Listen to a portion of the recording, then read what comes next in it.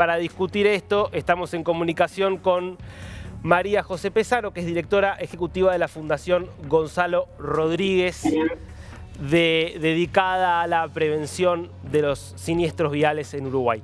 María José, ¿cómo le va? La saluda Darío Misraji. Muchas gracias, Darío. Muy bien. Muchas gracias a ustedes por la oportunidad de estar compartiendo estos comentarios referidos a la siniestralidad vial y a las oportunidades de mejora que en definitiva tenemos los gobiernos o tenemos que promover desde la sociedad civil para que los gobiernos avancen. ¿Cómo es en este momento, María José, la legislación en Uruguay en esta materia? En la legislación en Uruguay, desde el año 2017 que se implementó la reglamentación, estipula alcohol cero para conductores de vehículos a nivel de todo el territorio. Esto lleva consigo, Darío, una sanción muy importante a nivel económico, también el retiro de la licencia de conducir, según el caso, y también en aquellos conductores que tengan alcoholemia positiva por mayores a 1,2 gramos en el momento de la espirometría, se pasa al Tribunal de Faltas para estipular cuál es la sanción que le corresponde. Obviamente, en aquellos siniestros que se producen donde hay fallecidos, eso pasa directamente a Fiscalía, donde se hace el tratamiento y el alcohol en sangre termina siendo un agravante en las penas que se generan a nivel del momento del siniestro. Ahora esto está en discusión, por ejemplo, en Argentina, está en debate una ley nacional, la provincia de Buenos Aires acaba de aprobar una ley que ya está en vigencia, justamente estableciendo el alcohol cero. Hay otras provincias del país que lo hacen. ¿Tienen estudios estadísticos de cómo cambió la siniestralidad en Uruguay a partir de la sanción de la ley? Sí, hay estudios que demuestran la importancia de trabajar en un marco normativo referido al consumo de alcohol. En el caso de Uruguay, a partir de la implementación de alcohol cero, esto se vio acompañado directamente en lo que fue el impacto en la reducción de los fallecidos a nivel del territorio nacional desde el 2017 en adelante. Fue una medida que fue muy bien acogida por parte de la población. Hay estudios incluso que se realizaron de percepción al usuario, o sea, la población nacional, que demuestran que el 87% de la población estaba de acuerdo con la medida tomada respecto al alcohol cero, y eso se refleja en los cambios también que luego se dieron de conducta respecto al tema de conducir y tomar alcohol, ¿verdad? Ahora, cuando vamos a este caso puntual, vemos que obviamente está en la legislación que prohíbe, en este caso el consumo por supuesto, de drogas, de alcohol, pero obviamente siempre hay gente que va a infringir la ley.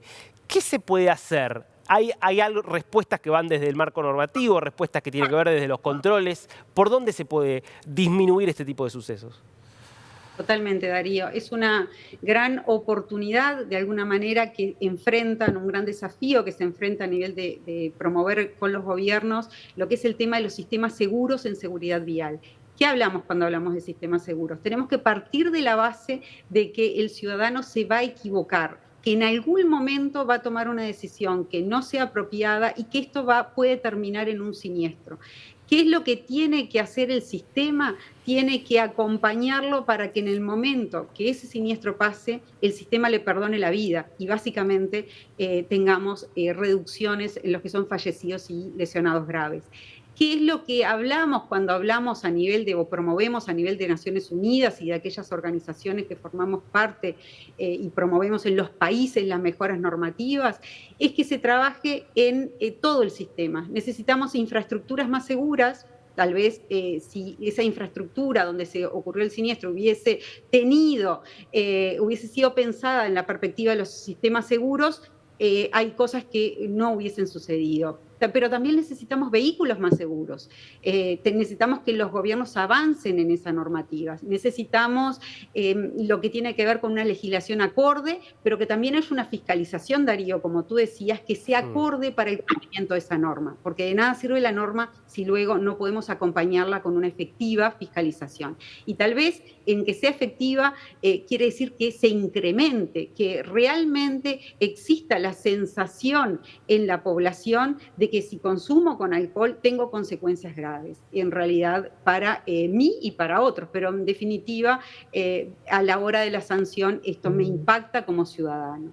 El sistema es el que tiene que avanzar en todas las perspectivas, Darío, y no solo en una legislación con respecto al alcohol, que es muy importante. Ustedes en Argentina actualmente tienen, como tú decías, el tratamiento de la ley que pasó diputados y ahora pasó con media sanción a senadores, y que realmente es un desafío para el país, porque la Agencia Nacional de Seguridad Vial, que es la que está liderando este proceso, está convencida por la evidencia científica, que es un paso muy importante para que se disminuya los fallecidos por siniestros de tránsito a nivel de todo el territorio. Eso tiene que ir acompañado luego con una fiscalización acorde y con una visión de la seguridad vial que también trabaje en otros aspectos.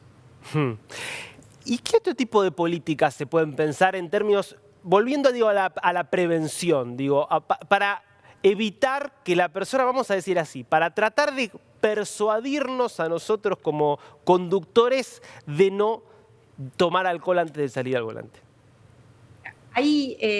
Nosotros aquí en Uruguay, por ejemplo,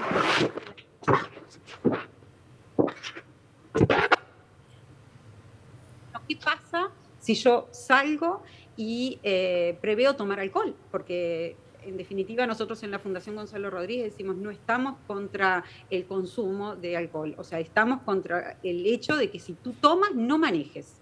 Esa es la actitud responsable del ciudadano. Y la realidad es que lo que hay que ofrecer también en el mercado son opciones. Hay que ver cuáles son las opciones más adecuadas, como para que yo me pueda regresar a mi casa si es que tomo.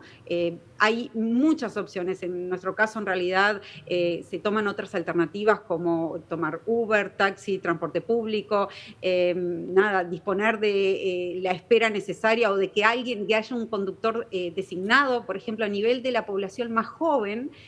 Hoy, en realidad, ellos salen en grupo y ya saben quién va a ser el que regresa con todo el grupo a casa, porque hay un conductor que es el designado. Pero esos son cambios que se dieron, Darío, en un corto periodo de tiempo. Estamos hablando de que la ley se empezó a implementar en el 2017, estamos en el 2023, y en realidad la población más joven, que es la que más afectada está por la siniestralidad vial, no solo en nuestro país, sino en Latinoamérica, bueno, ustedes lo ven en Argentina, los menores de 35 años son realmente los que siguen siendo los mayores afectados por temas de siniestros viales. Tienen acatada esa opción en la mayor parte de la población. Esto claramente existe un porcentaje que siempre va a ir contra infringir la norma, contra transgredir solo por el hecho de que sea una norma, Darío. Esto es parte también... Lógico. ¿No? María José, última pregunta le hago. Desde la educación, ¿qué se puede hacer para mejorar esta situación? Si hablamos de los sistemas seguros, Darío, la educación es un punto más que lo compone, pero no es trascendental. No le vamos a cambiar, realmente no vamos a cambiarle la conducta a nadie porque hagamos una campaña, porque generemos acciones de educación. Tiene que estar todo siendo parte de ese sistema, y ese sistema es el que tiene que acompañar los procesos de cambio de los países. Si nosotros no generamos un trabajo articulado, que en general, por lo menos desde nuestro lugar de sociedad civil, lo promovemos, que sean las propias agencias de seguridad vial de los países las que lideren esos procesos de cambio, es muy difícil que logramos avanzar en materia de política pública que cuide al ciudadano. Es responsabilidad de todos. Yo siempre digo lo mismo, pero cuando hablo esto no es para sacarnos la responsabilidad de encima, que a veces es lo que puede pasar, Darío, cuando uno habla de... Cuando es responsabilidad de todos, en definitiva no es responsabilidad de nadie.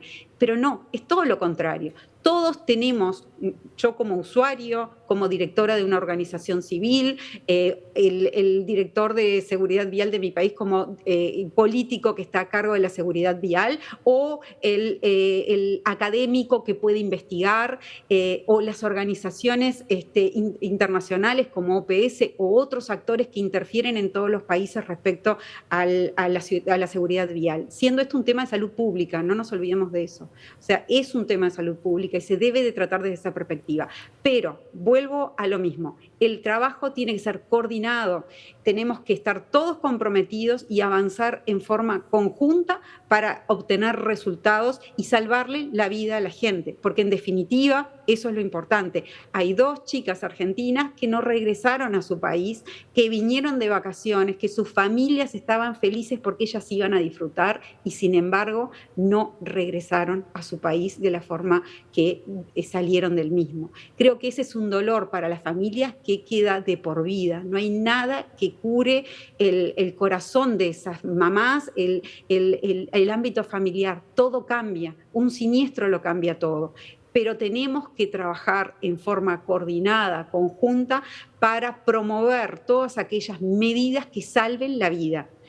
Si vamos a la educación, es un factor más, pero necesitamos ámbitos normativos, sobre todo, que luego sean bien aplicados desde la perspectiva de la fiscalización para poder avanzar en todos los factores de riesgo, no solo en el alcohol. María José Pesanos, muchísimas gracias por este tiempo con DNews. Por favor, a las órdenes. Gracias a ustedes.